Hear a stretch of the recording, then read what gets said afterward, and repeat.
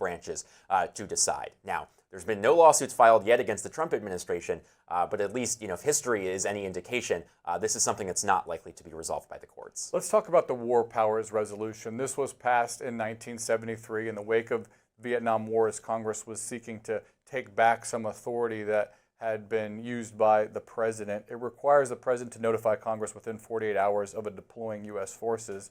How does that play into the argument that's playing out now?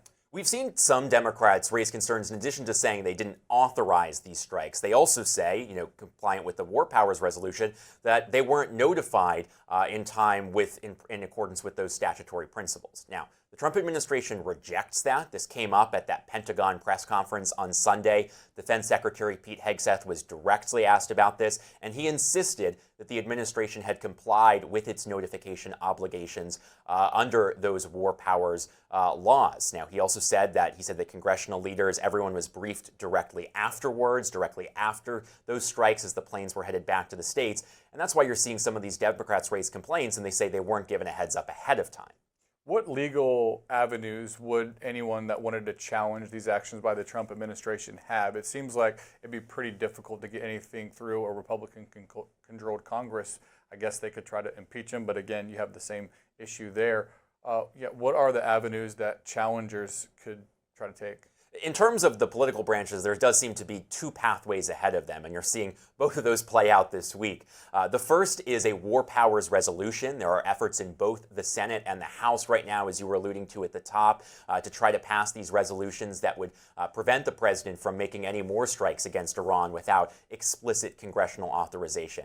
The Senate effort's being led by Senator Tim Kaine of Virginia, and over in the House, it's being led by Representative Ro Khanna, a Democrat from California. But as you mentioned, that House version has some Republican support, including from Representative Thomas Massie, a Republican from Kentucky, someone who's been very vocal opposing intervention in Iran. So maybe that'll pass if they can get some more Republican votes. Of course, Democrats are in the minority, so they'll need some Republican help to get across the finish line. But that certainly seems like if anything is going to happen here, that's probably the most plausible pathway, because really the only other option is impeachment. And you do have some Democrats calling for that, like Representative Alexandria Ocasio-Cortez, but even many Democrats haven't even gone that far. So that seems like a long ways off right now.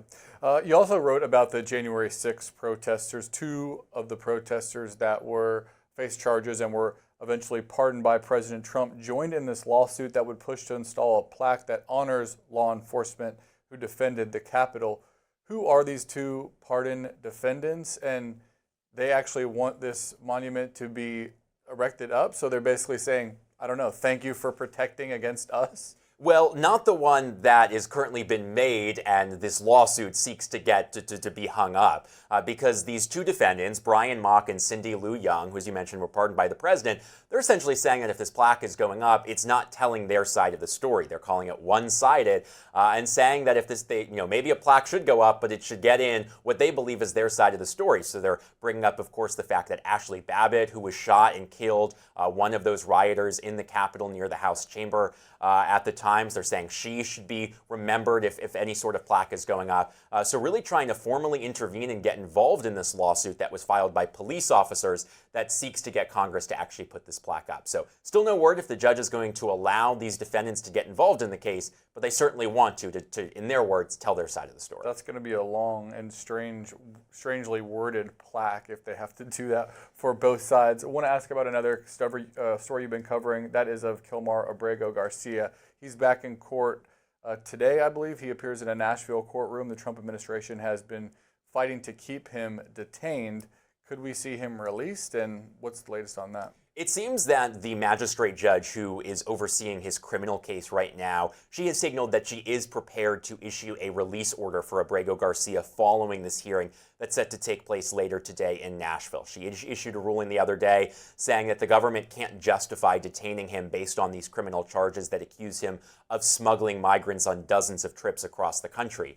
But even though she might issue this release order today, as she put it the other day, this is little more than an academic exercise, because even if she says that, okay, he can't be detained on his criminal charges, what would happen next is immigration authorities will simply take him into custody, completely unrelated to his criminal case and just the fact that he isn't in the country lawfully and had entered illegally. The Trump administration is trying to fight this. They've actually warned that if he is not allowed to be detained because of his criminal case and he goes into the hands of immigration authorities, he could end up being deported again before his trial. So not any prospects of him getting released anytime soon as that works its way through the courts. Any other interesting legal news on your radar?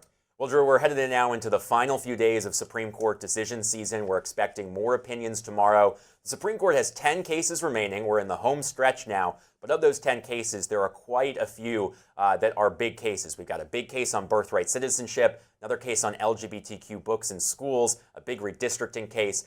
So a lot of big decisions that we're expecting both tomorrow, but probably in the next few days as the justices race to meet their self-imposed deadline of finishing their work by the end of June, which of course is now just a few days away on Monday. So expect a lot of big news out of the Supreme Court over the next few days. Lots of stuff to continue to follow. People don't even need me to access you. They can head over to thehill.com, follow the Gavel newsletter, and they can get the news right in their inbox. Thanks, Drew. All right, have a good one.